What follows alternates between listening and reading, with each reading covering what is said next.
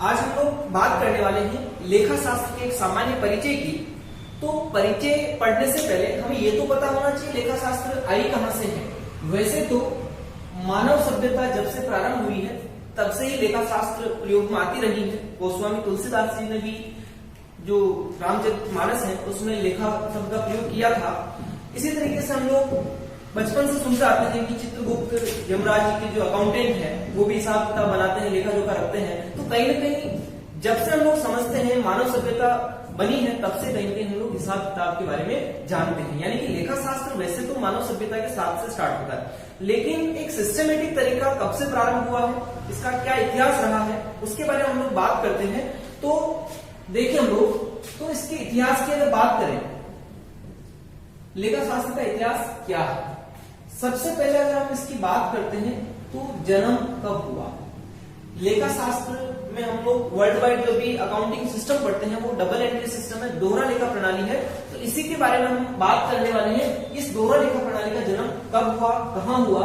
तो जन्म 15वीं सदी के अंत में माना जाता है।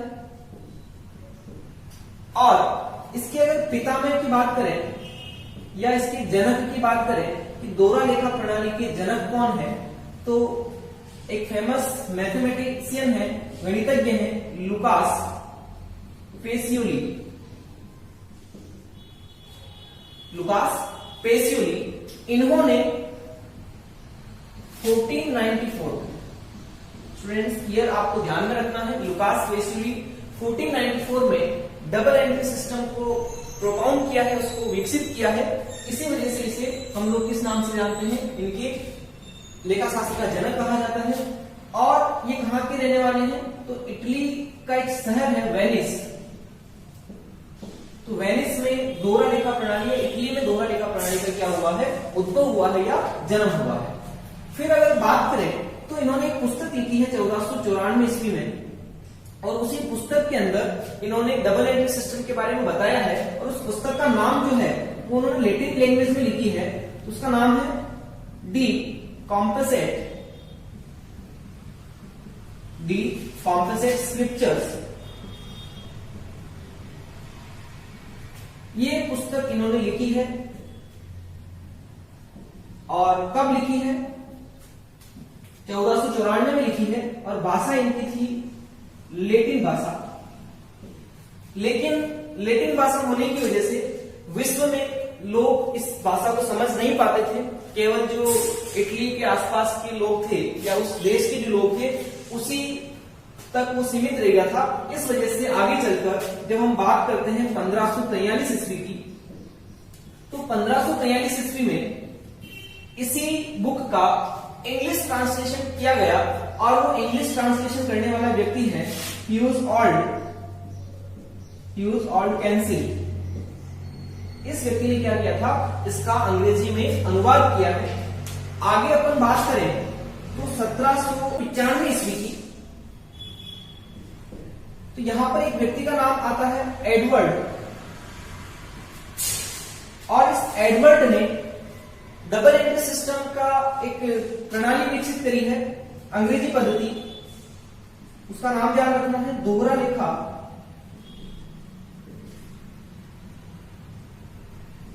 प्रणाली की अंग्रेजी पद्धति इन्होंने लिखी है। तो ये भी अपन को ध्यान में रखना है। तो ये चीजें कुछ इंपोर्टेंट है जो आपको इतिहास के बारे में ध्यान में रखनी है। आगे अगर अपन चले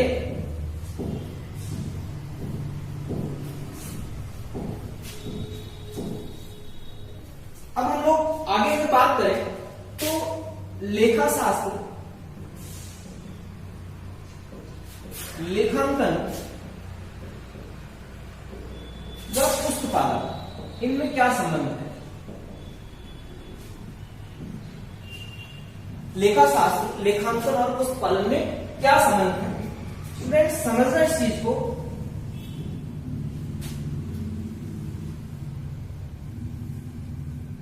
ये मैंने कुछ गोले बनाए हैं, और गोले क्या है, जो सबसे ऊपर वाला गोला है ये इंडिकेट करता है लेखा शास्त्र को। आप लोगों ने रीजनिंग में भी ऐसी चीजें पढ़ी होगी। फिर इससे जो अंदर वाला गोला है ये इंडिकेट करता है लेखांकन को, और जो सबसे छोटा गोला है जो सबसे अंदर है ये इंडिकेट करता है साहब आपका पुस्त पालन। तो ये तीन चीजें हैं। अब ये क्या है, इसको ऐसा क्यों लिखा गया है, तो एक चीज समझना कि पुस्त पालन जो है वो किसका भाग है, किसके अंदर आ रही है, लेखांकन के अंदर आ रही है। तो हम यूं कह सकते हैं कि पुस्त पालन जो है वो लेखांकन का क्या है, भाग है।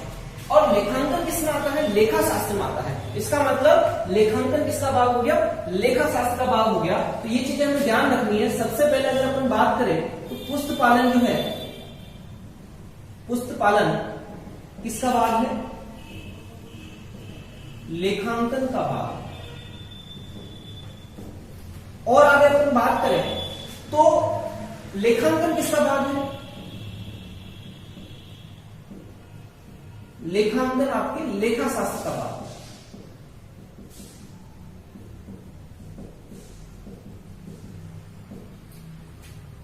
और लेखा शास्त्र किसी का भाग नहीं है, लेखा शास्त्र के अंदर ये दोनों आते हैं। तो हम लोग यूं कह सकते हैं कि लेखा शास्त्र में लेखांकन एवं पुस्त पालन शामिल है। अब आगे इसके बारे में अगर अपन बात करें तो पुस्त पालन से हम स्टार्ट करते हैं, यानी कि पुस्त पालन जो है ये प्रथम सीढ़ी है लेखा शास्त्र की। लेखा शास्त्र की क्या मानी जाती है, प्रथम सीढ़ी मानी जाती है। और ये जब हम सीख जाते हैं तो हम आगे बढ़ते हैं, किसके पास जाते हैं, लेखांकन के पास। तो लेखा शास्त्र की दूसरी सीढ़ी किसे कहा जाता है,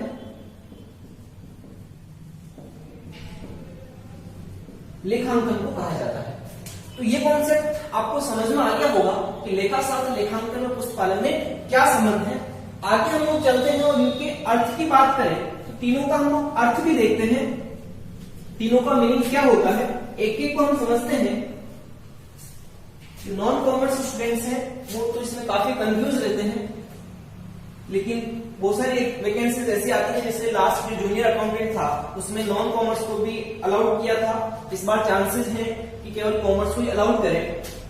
हम बात करने वाले हैं पुस्त पालन, लेखांकन और लेखा शास्त्र। पुस्त पालन को हम इंग्लिश में बोलते हैं बुक कीपिंग,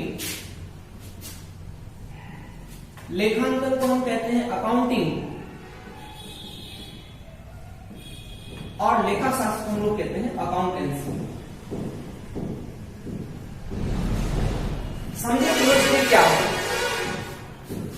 पुस्त पालन, बुक कीपिंग एक सिस्टम है जहां पर हम अकाउंटिंग की बुक्स को मेंटेन करते हैं।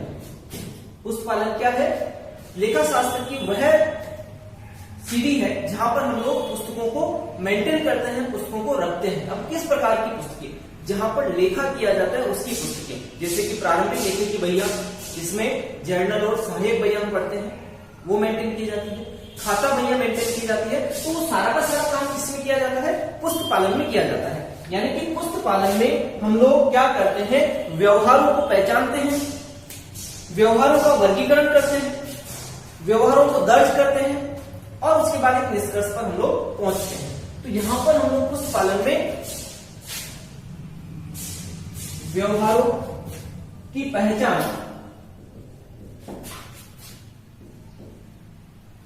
इन्हें मुद्रा में भी मापा जाता है, मुद्रा में मापा।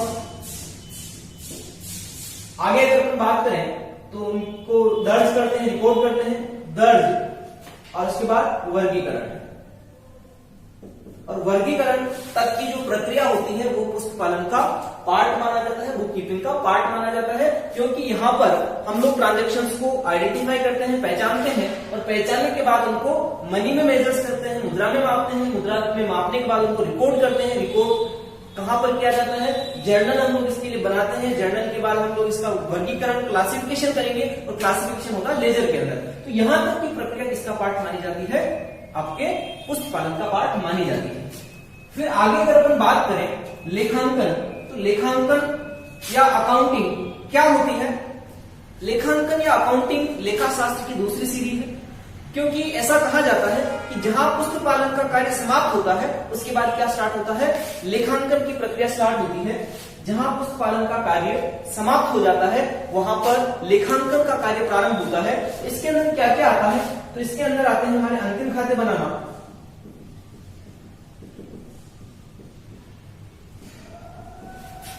और निष्कर्ष निकालना।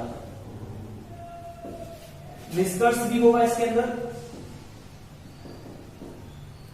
निष्कर्ष। और इसके अंदर एक चीज अपन को ध्यान में रखनी है कि सूचनाओं को प्रेषित भी किया जाता है। सूचनाओं का प्रेषण, प्रेषण का मतलब भेजना। सूचनाएं किससे भेजी जाती है? तो लेखांकन सूचनाओं के उपयोगकर्ता जो होते हैं उन उपयोगकर्ताओं के पास हम लोग क्या करते हैं? सूचनाएं पहुंचाते हैं। हमारे जो रिजल्ट होते हैं फाइनेंशियल स्टेटमेंट्स के, वो हम अकाउंटिंग इंफॉर्मेशन जो यूजर्स होते हैं उन तक हम लोग हमारी इंफॉर्मेशन को कम्युनिकेट करते हैं, उन तक पहुंचाते हैं। तो ये होता है लेखांकन, यानी कि जहां पर पुस्तक पालन समाप्त हो जाएगा उसके बाद क्या स्टार्ट हो जाएगा? लेखांकन स्टार्ट हो जाएगा। अब आते हैं लेखा शास्त्र। तो लेखा शास्त्र एक तरह का क्या है? सब्जेक्ट है। आप लोग 11th 12th से पढ़ते आते हैं कि अकाउंटेंसी हमारा एक सब्जेक्ट चलता है। तो यह क्या है? यह एक विषय है जिसमें व्यवहारों को एक निश्चित नियम के साथ दर्ज किया जाता है, या अपन यूं कह सकते हैं लेखा शास्त्र एक विशेष ज्ञान है, एक विशेष ज्ञान है जिसके लिए काफी दक्षता की आवश्यकता पड़ती है, काफी एफिशिएंसी चाहिए इसमें। वर्क को सीखने के लिए बहुत सारे रूल्स रेगुलेशंस हमें पढ़ने पड़ते हैं, तब जाके हमें अकाउंटेंसी का नॉलेज हो पाता है। तो ये तीनों के मीनिंग्स आपको क्लियर हो चुके होंगे। आगे अगर अपन बात करें तो पुस्तक पालन और लेखांकन में क्या क्या प्रमुख अंतर है वो अपन देख लेते हैं। पुस्तक पालन व लेखांकन में अंतर। सबसे पहले अपन एक तरफ लिखते हैं पुस्तक पालन और इस तरफ हम लोग लिखेंगे लेखांकन। सबसे पहले पॉइंट की अगर बात करें तो हम लोगों ने अभी थोड़ी देर पहले बात करी थी कि पुस्तक पालन लेखा शास्त्र की प्रथम सीढ़ी है जबकि लेखांकन दूसरी सीढ़ी है। तो यहां हम पहला अंतर लिख सकते हैं, यह है लेखा शास्त्र की प्रथम सीढ़ी है, और इसके बारे में हम लोग लिख सकते हैं यह है लेखा शास्त्र की द्वितीय सीढ़ी।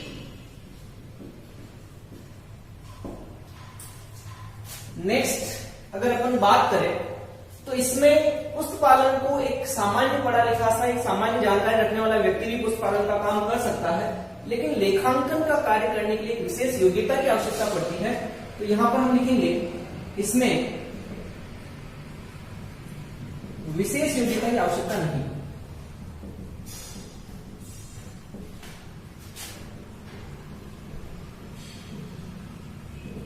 जबकि लेखांकन में क्या होता है? विशेष योग्यता की आवश्यकता होती है।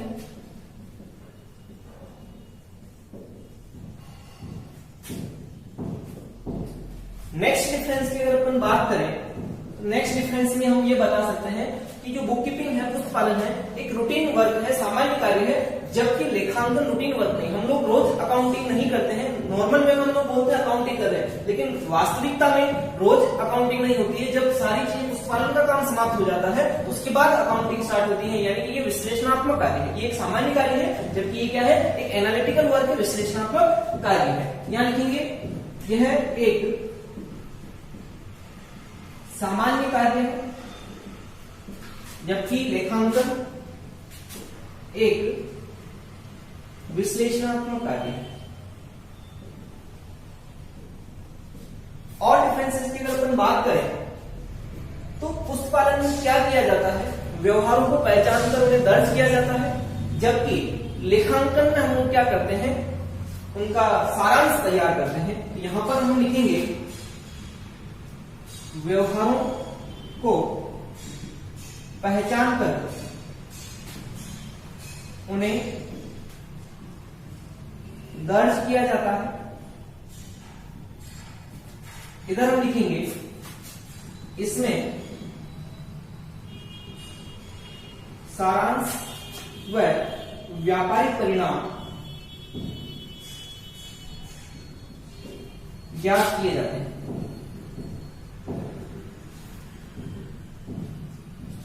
तो ये कुछ इंपॉर्टेंट डिफरेंसेस हैं जो हमें ध्यान में रखने हैं। इसके अलावा और भी कुछ डिफरेंसेस हो सकते हैं जिनकी हम लोग बात करें तो एक और बेसिस के आधार पर हम लोग कह सकते हैं कि बेसिस क्या बनता है, तो पुस्तपालन जो किसका आधार बनेगा, वो किसका बनेगा, लेखांकन का आधार बनेगा। या लिखेंगे पुस्तपालन लेखांकन का आधार है, जबकि लेखांकन की अगर बात करें तो लेखांकन किसी का आधार नहीं है। हम यूं कह सकते हैं पुस्तपालन का कार्य समाप्त होने के बाद क्या प्रारंभ होता है, लेखांकन प्रारंभ होता है। जिसमें हम लोग लिखेंगे पुस्तपालन का कार्य